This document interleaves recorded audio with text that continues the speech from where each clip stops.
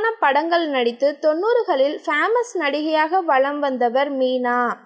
இவர் நடித்த படங்கள் எல்லாம் ரசிகர்கள் மத்தியில் நல்ல வரவேற்பு பெற்று அவரை ஒரு கனவு கன்னியாக மாற்றியது.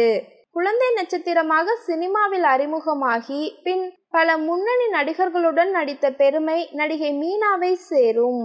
இதனைத் தொடர்ந்து நடிகை மீனா பல நடிகர்களுடன் நடித்து இருக்கிறார். ஆனால் ரஜினியுடன் இவருக்கு கெமிஸ்ட்ரி நன்றாக ஒர்க் அவுட் ஆனது. இவர்கள் இருவரும் சேர்ந்து நடித்த முத்து, எஜமான், வீரா ஆகிய படங்கள் மெகா ஹிட் கொடுத்தது. ஆனால் முத்து திரைப்படம் இந்தியா மட்டுமின்றி ஜப்பானிலும் மாபெரும் ஹிட் அடித்தது. அதன் பிறகு வித்யாசாகர் என்பவரை திருமணம் செய்து கொண்டார். அவர்களுக்கு நைனிகா என்ற மகள் உள்ளார். கல்யாணத்துக்கு பிறகு மீனா சினிமாவை விட்டு விலகி இருந்தார்.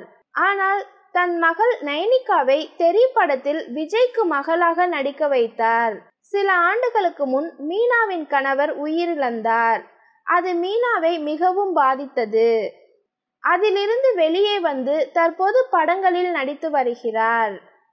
இந்த நிலையில் அவரை பற்றி வதந்திகள் பரவி வருகின்றது. அவரையும் அரசியல் பிரமுகர் ஒருவரையும் இணைத்து பேசி வருகின்றனர்.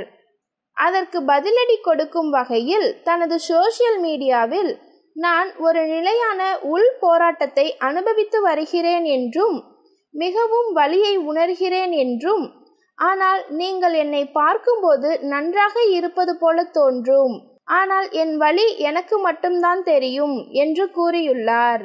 மேலும் வெறுப்பவர்கள் வெறுப்பவர்களாகவே இருப்பார்கள், முட்டாள்கள் முட்டாள்களாகத்தான் இருப்பார்கள் என கூறியிருந்தார்.